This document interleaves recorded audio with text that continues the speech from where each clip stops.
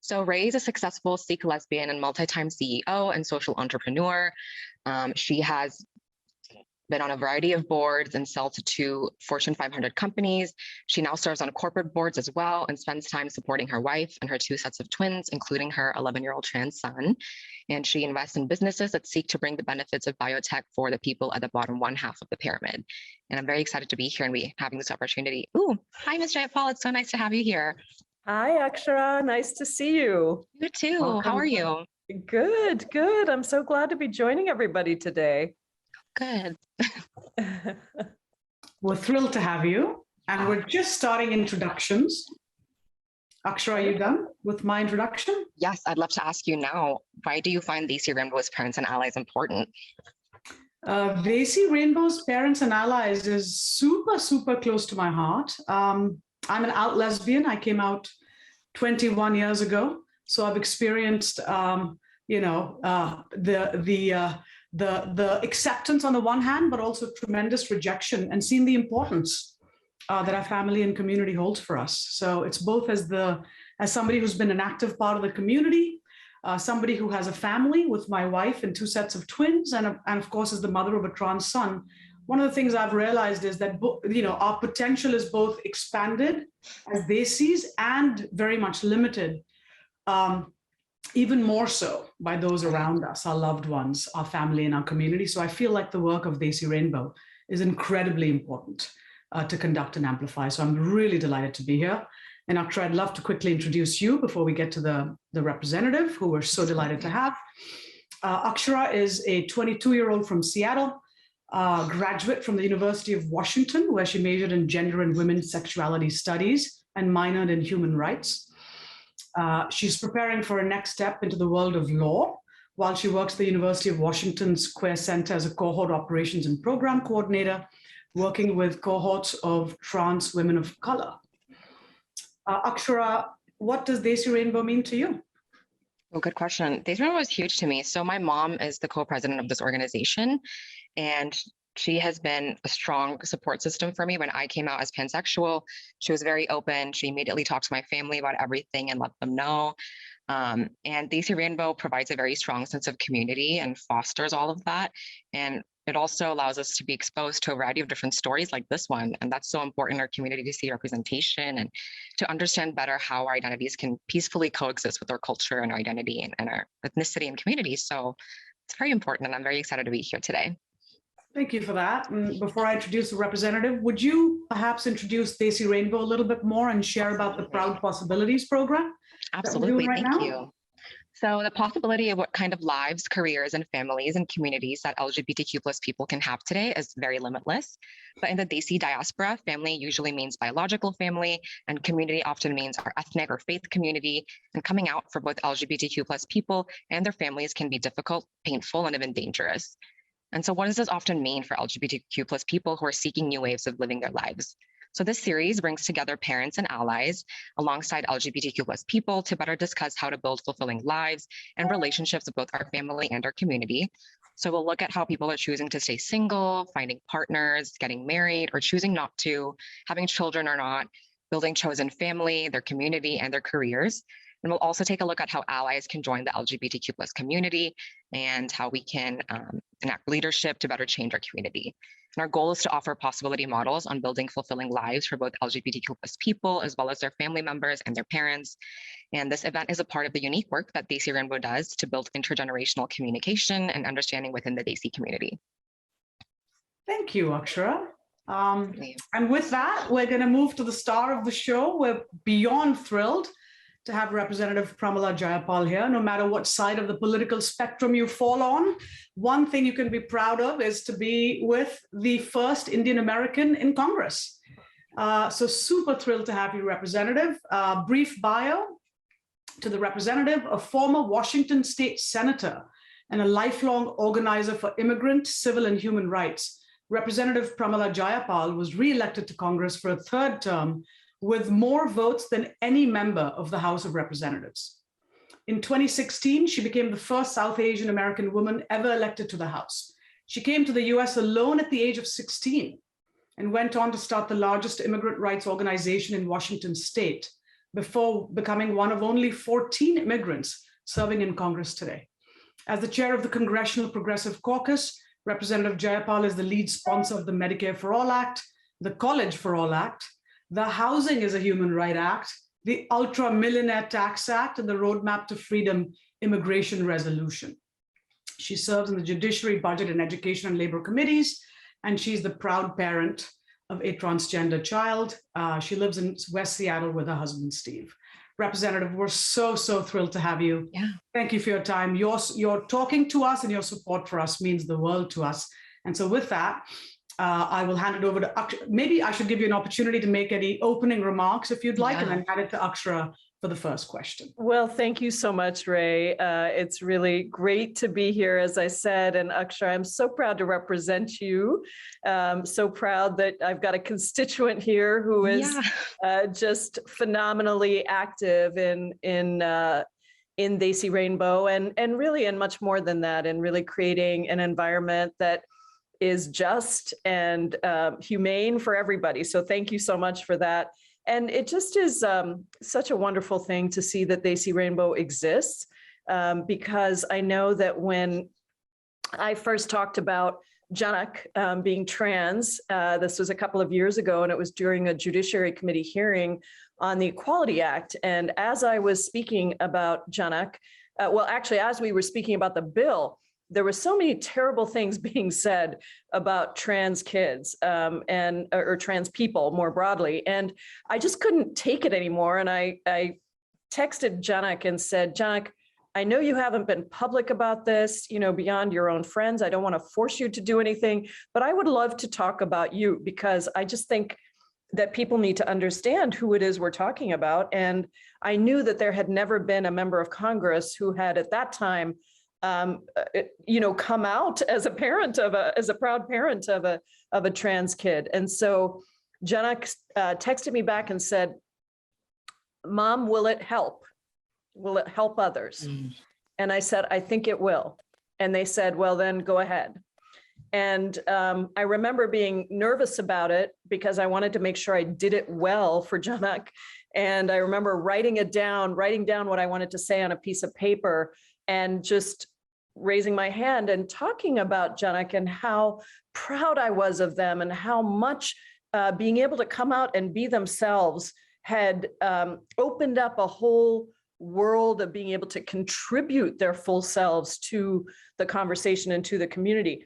And after that, I got so many letters and emails and DMs and everything on social media, in the mail, on the phone, from parents of Desi kids, as well as from Desi kids themselves, as well as more broadly from the trans community and the LGBTQ plus community. But within the Desi community, there was a lot of sort of, thank you for speaking out about this. I didn't know where, that I would ever hear something like that from a South Asian American person in Congress. And so to me, it just really, and I got so many beautiful emails, and some were hard, some were about families who weren't accepting of LGBTQ status, and others were about families who were incredibly accepting. And so I think we do have across the spectrum, but it's why I was so excited to join you today, because anything that I can do as a member of Congress, but also as a mom, as a South Asian American mom of a trans kid, I want to do. So thank you so much for having me. And of course, I'm the co-chair of the Trans Equality Task Force, which we have now. We have several parents of trans kids now in Congress. Marie Newman, as well as a number of others. Jennifer Wexton has a relative who is trans. And so I feel like we are bringing this issue out much more strongly for the entire LGBTQ plus community, and specifically also for trans folks across the country. So again, thank you for all your dedication to setting up this group and for normalizing and giving dignity and space and voice to so many communities, so many people across the South Asian community. so grateful for your leadership role in doing that, Representative. The truth is, you've opened a whole door in a space. One of the things that I've observed, there's there's a lot of diversity in the level of acceptance that people feel in their families. And I always jokingly say, an LGBTQ Desis coming out is often gated by their family members and whether they're comfortable coming out. And I would just want to emphasize, when a mom, what I've basically realized is it's the mom's way. What the parents do, the way the parents go, yay goes the community. Yeah. And so you stepping up and doing that was really immeasurably beneficial to our community. Over to you, Akshara. Absolutely. Thank you so much. And yeah, I completely agree with that. And I voted for you, and seeing everything, it was like insane to see you talk about that. It's so important to see because I have so many trans friends myself, and it's nice to see someone in such a high position of power talk about this and have some representation. So yeah, and with that, I'd like to start off. One more thing on that. I know we're veering off track a little bit, but the one other thing I wanted to point out that was super special about that, it was a deeply emotional moment. Yeah. And that really resonated at a deep level. It was about the most important element of the family and how we support each other. And the second thing actually you did was ties right to this proud possibilities. You talked about not the challenges and the problems and the struggle of your trans child, but you talked about the freedom and the opening up of possibilities. And that's something that we're going to come back to here. Wonderful. Absolutely. Yeah. All right, so with that, I'd love to start off the interview and ask the first question here. So, Congresswoman, I'd love for you to tell us a little bit about yourself and your journey as an immigrant and a South Asian woman who chose to dedicate her career to working for disenfranchised communities. What really drives you, and how connected are you to your Desi roots and family and community? Well, I'm very connected to my Desi roots. I came here as an immigrant when I was 16 years old by myself. And so my parents still live in India. I think I've never had the opportunity and the privilege really of living on the same continent as them since I was 16. And yet, in spite of being gone from India for so long, because we moved when I was 5 to Indonesia, to Singapore, and then my parents moved back to India when I was in college. The reality is I feel like so much of what I do is influenced by being born in India, having family in India, living for 2 years on a fellowship in villages all across India. In fact, when I came to the United States, maybe this will resonate with some of you, I was allowed to be one of 3 things: a doctor, a lawyer, or an engineer. Those were the 3 acceptable professions because my parents had about $5,000 in their bank account. They used all of it to send me here. I mean, that was their sacrifice, was to get me the best education possible. And in their mind, it was not to be a politician or an activist. It was to be able to earn a secure career and have a better life than they did. And so you can just imagine, I was at Georgetown University and I had one phone call a year home to my parents that we just didn't have money. There was no Skype, nothing. And I used my one phone call my sophomore year to call my dad and tell him I was going to be an English literature major. And I had to hold the phone away from my ear like this as he screamed at me and said, "I didn't send you to the United States to learn how to speak English. You already know how to speak English." So I went on, I did go and get a master's in business. I did go and work on Wall Street, in part to really satisfy my parents. But I realized that wasn't what I wanted to do with my life. And so I ended up working in nonprofit organizations. I started working in global development for an organization here in Seattle called PATH, Program for Appropriate Technology in Health. I spent 5 years running a loan fund that made loans to small businesses around the world that were working on important health projects and couldn't get financing any other way. And it was an amazing experience all over Africa, Latin America, India. And then the higher up I was going in the global development field, the more I felt, you know what, I want to go live in villages. Another moment where my father said, "What are you doing?" But I went and lived in villages around India for a couple of years on a fellowship.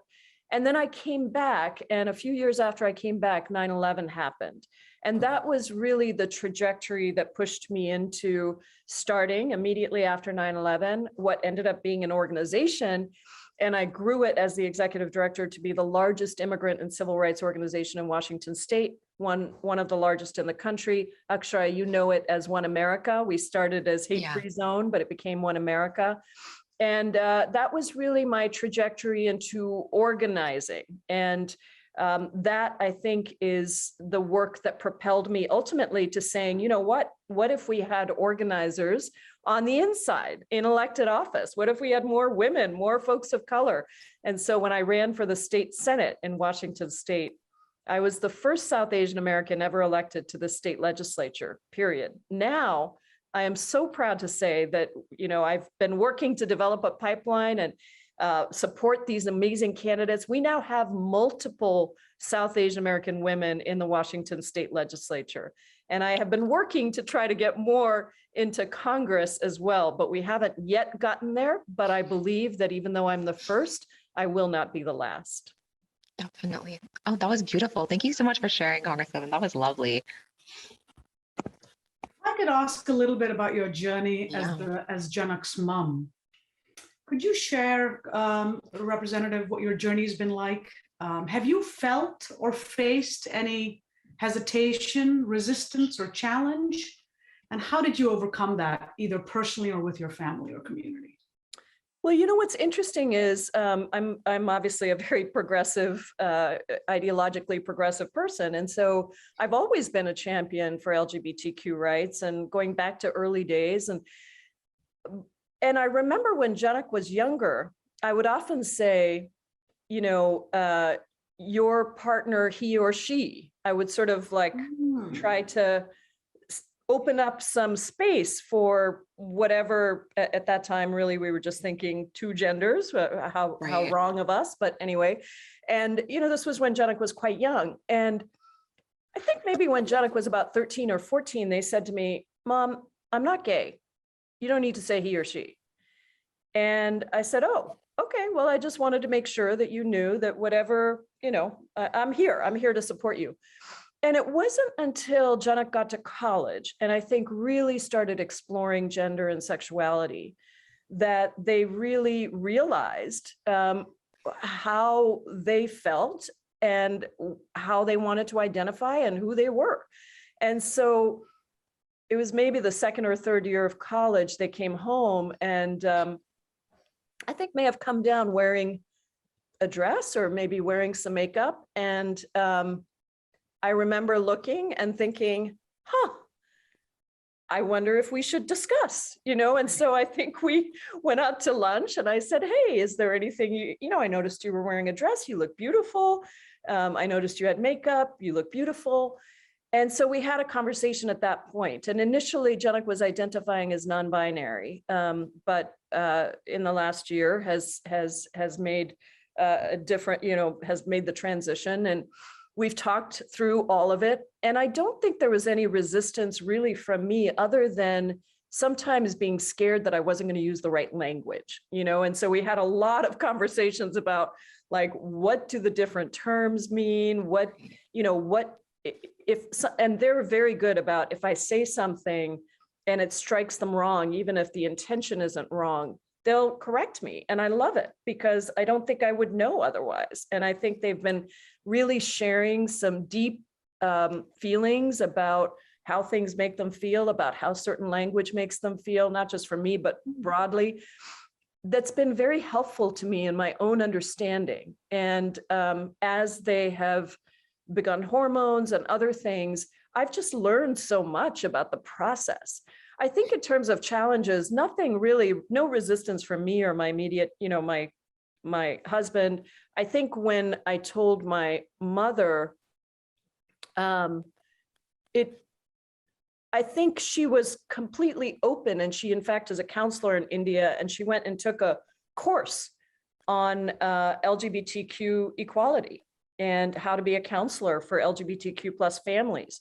And I think she still struggles with the terminology. She just, it's hardwired into her brain. It's tough, but she and Janak are very, very close. And I don't think that she ever feels judged by Janak, or if she makes a mistake, or if she doesn't quite say things the right way. But I think that intention from her has been very good. I think from the broader family, it's been more complicated. I think everyone loves Janak, but I think people are uncomfortable. And so I feel like it's sort of our job to continue to talk about it and to continue to use the right pronouns and to sort of share how we feel.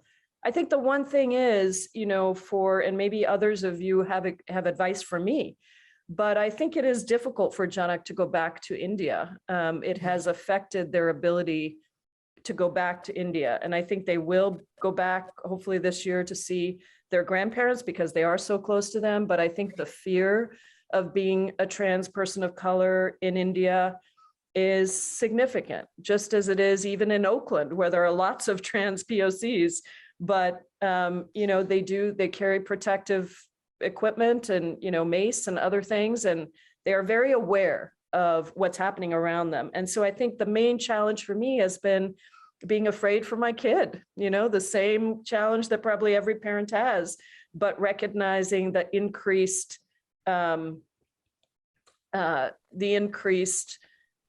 risk that unfortunately trans people of color currently face. So that's really it. Everything else has been so wonderful, such a wonderful experience of learning and becoming close to, and a kind of intimacy with my child that these deep conversations bring about.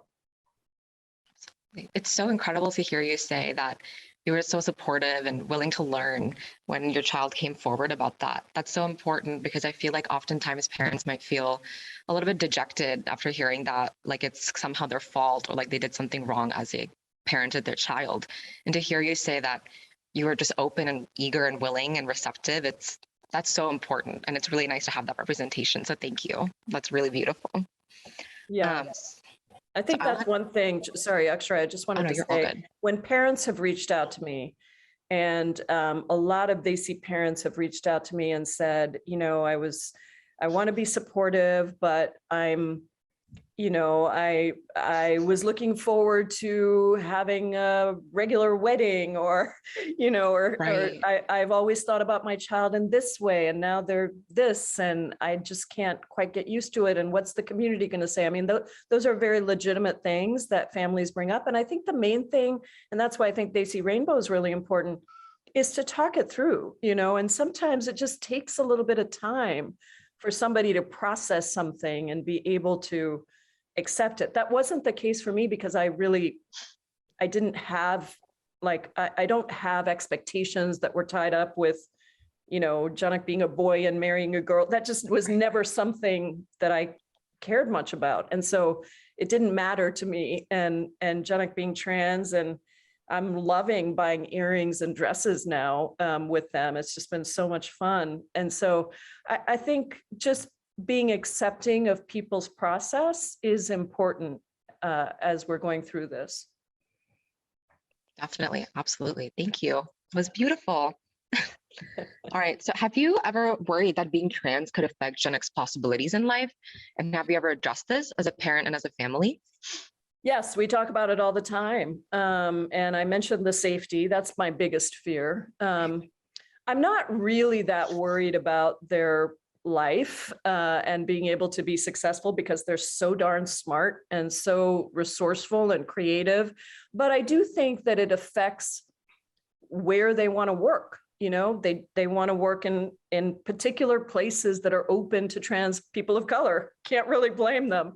So there are a lot of places in the United States that they would not work or travel. And I think they are a musician and they work in nonprofits. So I think there's plenty of space for them to do the things that they want to do with their life in places that are safe. But I do think it's a real issue for trans folks. And I know it from my own office and working on a transgender Bill of Rights and having staff over the years who are trans, and it's tough. It's tough. And so I do think that that's part of what we're fighting for in Congress is equal rights, justice, but also just a level of dignity and safety for people so that they can live life without feeling that they have additional pressures that, that are not right.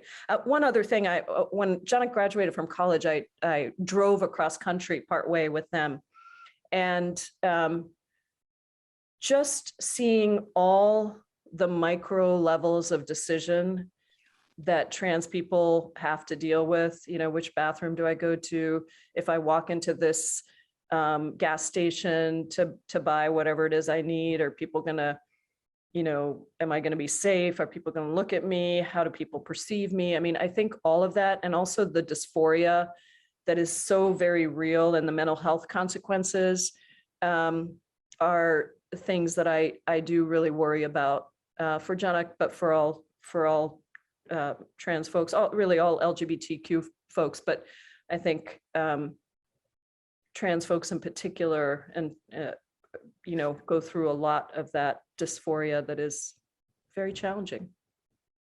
I totally share your pain, share your concern as somebody who's going through that with my own child. I think we all share both the sense of fear for their safety, and as you said, not just physical, but also emotional, and very much emotional. I mean, the statistics around, transgender children and just suicide and depression are just absolutely stunning. And then there's a whole layer of, is their truth going to prevent them from being their most vibrant self and sort of meeting their potential?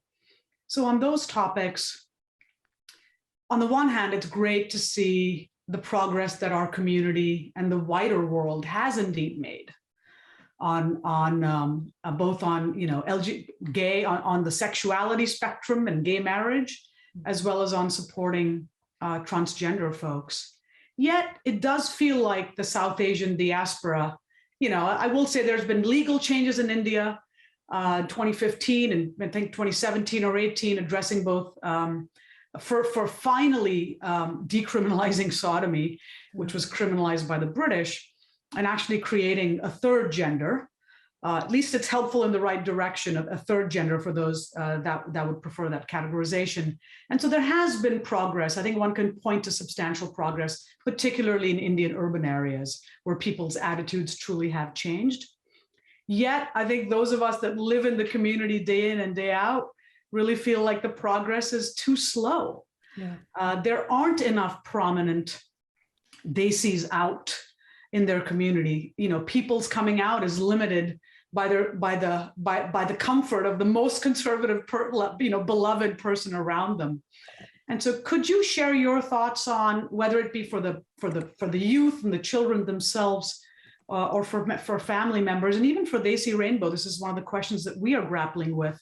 What can we do to try to catalyze sort of a little bit faster changing of hearts and minds? Any thoughts on that? Yeah, I do. I think, first of all, the space like this that you're creating is probably the most effective way, because I really think our community needs to talk to each other, hear from each other, be supported with each other. And I think that education about how close this issue is to us, right? This isn't something that's out here. It is right here next to our hearts. And I think just even looking at, how many people are on this call at noon on a Sunday here on the West Coast, is proof of how much we need these safe spaces and supportive spaces within the South Asian American community. And I think the more organizations that form that are, specifically targeted to the South Asian community, or are putting extra emphasis on the South Asian community, is really, really important. I think the other thing is, you mentioned this. I mean, one thing I feel like we have is actually, historically, South Asian cultures have been very accepting of trans people or folks that don't fit the gender binary. It was colonization that really ruined a lot of that. Yeah. And so I think we can go back to some of those roots and kind of draw on some of those roots and try to bring culture into our spaces and remind people that this is actually who we are. This is not something that is anathema to us. This is very much who we are as a South Asian culture. And then I think, just in terms of the South Asian American community being more involved in political power, this is something I've been working on for quite some time. And I think we are beginning to make a change, partly because of your generation, Akshara. I mean, I think young people today are more willing to be engaged in democracy in a different way, not just taking photos with politicians, which I know has been a part of our South Asian culture for a long time, but actually working for democracy and working for change in the political process. And so I think that is very, very important. The more active people are in our democracy, in politics, and in social justice change, the better off we will be and the more quickly that change will happen. And I saw it happen with domestic violence and sexual assault when I've been involved with Chaya here in Seattle for 20 years. And I saw how that was starting to shift the community's perception of the incidence of domestic violence and sexual assault within our own community. And I feel like we can push forward the understanding of LGBTQ plus equality in our community in similar ways. Absolutely. Yeah, that was wonderful. Colonialism is really a huge issue, and getting that historical perspective of understanding how deep it goes is so important, especially as we progress to know like where we came from and how we can go back to that. That's really beautiful and important to talk about. So Congresswoman, what advice would you give to young trans and non-binary folks and their parents and their families? Well, I guess I would just say to the parents, your child is your child. It makes me emotional just to say it, but your child is your child. Nothing has changed. This is the same child you gave birth to or brought into your home. This is the same child you have loved, and just try to focus on that. And all of the other things will work themselves out. Because if you just allow that love as a parent to really open you up, there are amazing things that are possible. And a new kind of intimacy and relationship with your child is possible. And so that's, I think, be kind to yourself and also be strict on what love means. Be strict on what love means, because that is the thing I think that will always carry you through. To young trans people, I would just say, I see you, I hear you, I love you, you are so necessary, and be kind and generous to your parents as well. I think that is, or to your family, I think that's something that Janak has been so generous to me. They correct me, but they do it so lovingly. And and because of that, I've grown and they've grown. So just remember that you are fully able to be who you are. There is nothing stopping you from that. Nobody can stop you from being fully who you are. And when you are, everyone will see that light that you bring. So I will continue to fight for you. I am always here for support for this community. And I feel like it's my responsibility, my privilege, and my honor. We are deeply grateful to have you in our camp, not just as a Desi, but as a member of the Desi Rainbow family. We really appreciate you taking the time today. And we look forward to further interactions and conversation with you. So grateful for you and your presence here today. Thank you, Representative. Thank you. Thank you all so much.